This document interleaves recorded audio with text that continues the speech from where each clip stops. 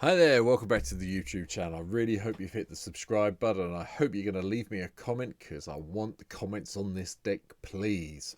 Right then, so today's deck, we're going back to the battle for Baldur's Gate and we're going to go and look at one of the gods that came out. It's one of the, I think, I'm not sure if it's the only one that's been programmed into MTGO so far, but hey, it's the one that I've picked up so far. So, D&D was one of my things.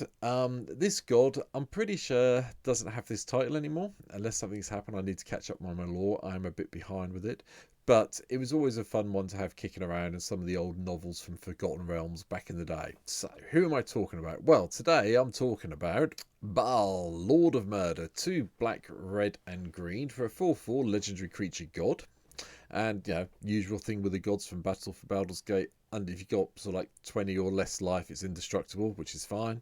But this one's a little bit more interesting because whenever another non-token creature you control dies, you get to go and put a +1/+1 counter on another target creature and goad it. Now, one thing I will point out here is you don't need to go and goad one of your opponent's creatures. You can goad one of your own creatures.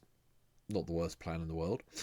Or just make one of your own creatures bigger. But you do need to sacrifice a non-token creature, and I missed that bit when I first built this deck, which is why this video is taking a little bit longer for me to do today than normal. I thought it just said whenever another creature you control dies. I completely missed those whole load of 8 letters in the middle of that sentence, so I had to rebuild the whole deck from scratch, and therefore this one's been the reason why some of the videos where I'm wearing this t-shirt this week, I've been a little bit yawny because this is the one that made me tired. So, hey, apologies for that. But let's have a look at the deck. So, my take on the deck is this. It's a fun one. I've included some things you may not normally see from me, mainly because basically what I want to do is get Bhaal into play and then goad all my opponent's creatures so I don't really get attacked by any of them. It's a bit like a political deck in the background. I'm going to goad this, I'm going to goad that. Obviously, if they've got things with hexproof on them, I won't be able to do it. I realise that. Or they've got Shroud. But you don't see many of those sort of creatures around anymore. And when you do, they're usually defenders who are there for the mana ramp for reasons. So, I've thought this would be a bit of fun to try this one out, which is why I was really pleased when I saw Ballad actually turned up at last. So, how am I going to do this? Well, mana base, yep. Black, green and red lands all the way through. Yes, Fable Patch, Field of the Dead are here. Yes, Reliquary Tower because I'm getting fed up by people doing Cyclonic Rift when I attack and I have to discard half the things, so it's going to go in everything from now on. And Temple of the False God are all here. Also in here, just to point them out, I've got Urborg and Yavimar in here as well to help out with the black and the green because, you know, there's quite a lot of green, there's quite a lot of mono black. Not so much, there's a fair bit of red, but, you know, we haven't got red land yet.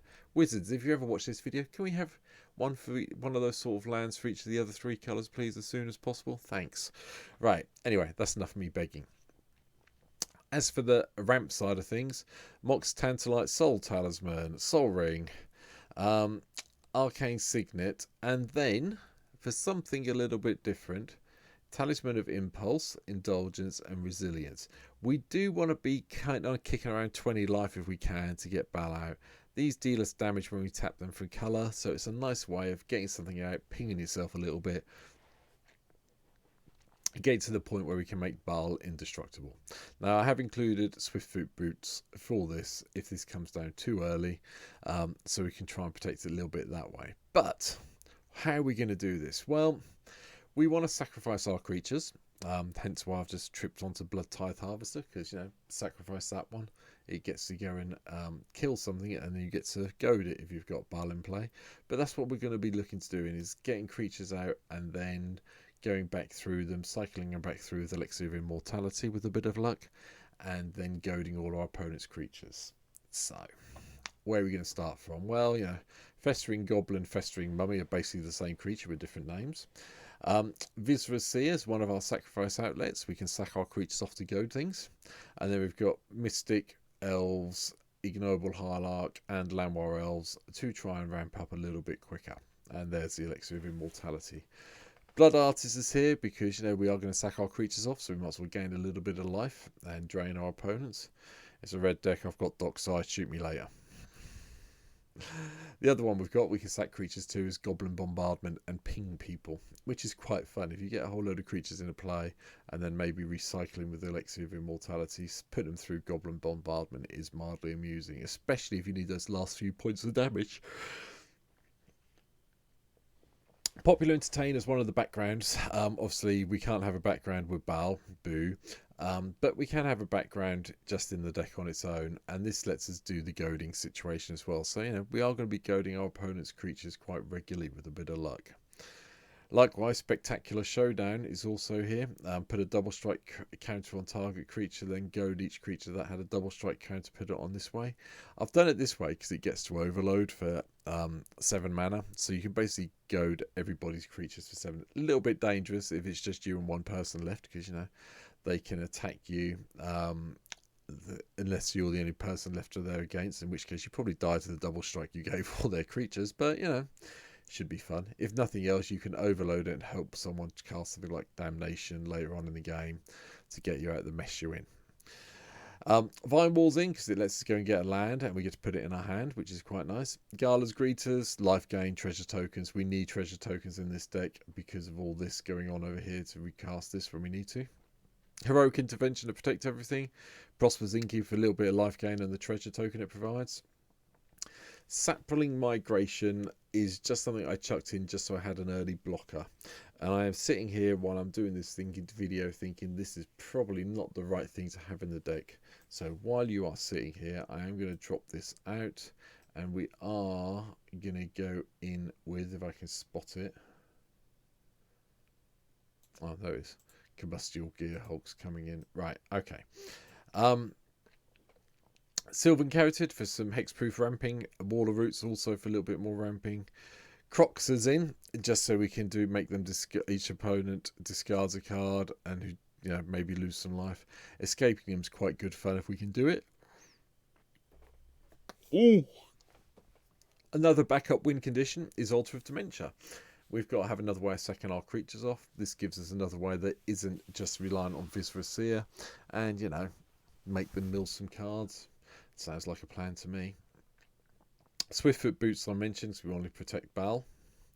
3 drops. Got into Fane at the moment, and Fane also is at home in this deck. Purely because, we do want to sacrifice our creatures off to goad things. So, make our creatures big and goad one of theirs. Sounds like a good thing to me. Parasitic Impetus is here, so we can go and goad the biggest thing our opponents have got. And you gain 2 and they lose 2 whenever it attacks. Woe Stride is another way of sacrificing things. It's also got a nice little Stride effect, so I quite like that idea. Agitator Ant. Yeah. At the beginning of your end step, each player may put 2+1/+1 counters on a creature they control. That then gets goaded. People may want bigger creatures to survive something they've got coming up, so, it works. Bothersome Quezet also in, because that lets us goad everything in sight. Goaded creatures your opponent's control can't block, though. So that's quite a nice little touch. If you can goad a load of creatures before you attack, you might be able to strike your opponent. Shiny Impetus does the whole goading thing, and whenever that attacks, we get treasure tokens, so that's cool. Fey Offering, just so we can get some clue food and treasures if we need to. Growing Rights, same thing as the explanations earlier in the week. Could play Gaze Cradle in here. If you've got a Gaze Cradle in real life, take this out, put it in. But if you're playing on MTGO, you can put Gaze Cradle in. I'm trying to build these a bit more like I would real life decks at the moment. Hence why the Growing Rights is here, because it would be in my deck for this, because I don't own Gaze Cradle in real life. If you're really rich and watching this video and you've got a spare Gaze Cradle, send me a message. Quite happily take a donation of a Gaze Cradle. Thanks. A little bit cheeky, I know. Right, anyway. Search for Tomorrow, do a bit more ramping. Vile Smasher the Fierce. I had a slot left. We're in the right colours for it. You don't see it that often in any of my decks, so it kind of snuck in here just for a bit of a laugh. If you got it in real life, all well and good. If you haven't, replace it with something else. Decimate's probably a good shout. Sorry, Golgari Germination is because we are sacking our creatures off. We might as well get some other benefit for ourselves from sacking our creatures off. And a little 1/1 sapling's not the worst thing in the world. Riveter's Ascendancy. I quite like this. I don't think the Ascendancies are played that much outside of the Bant one. I can't remember the name of at the moment.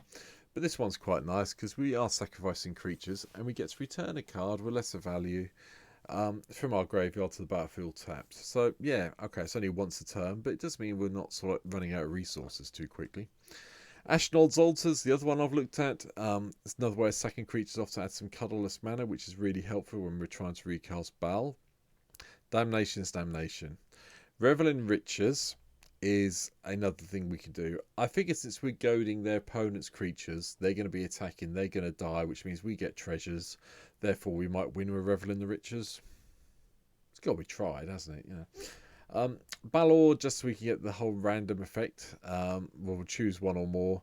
We can have target opponent draw 3, discard 3, sack a non-token artifact, and it deals damage.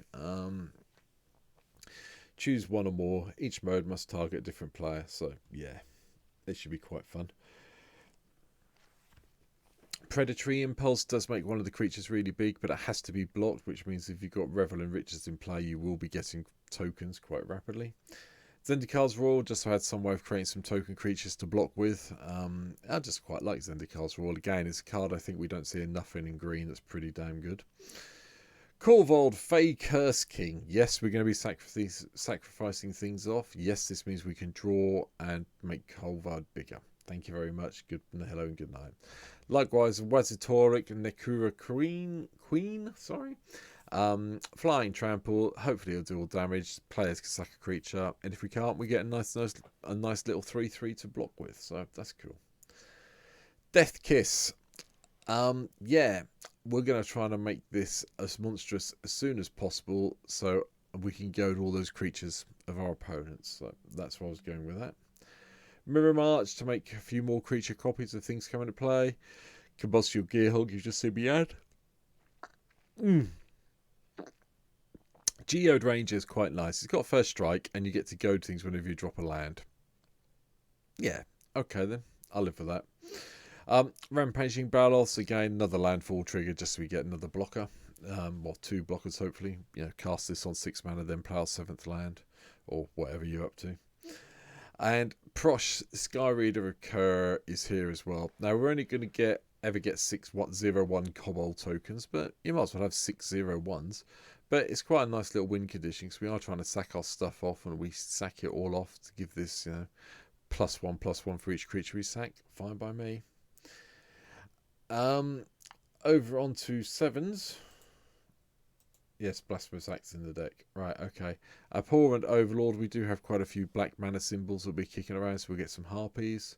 Blood Money will blow the board up quite happily and leave us a load of treasure. Avenger of Zendikar will quite happily create us a load of 0/1 plant guys that hopefully we can make bigger with some +1/+1 counters.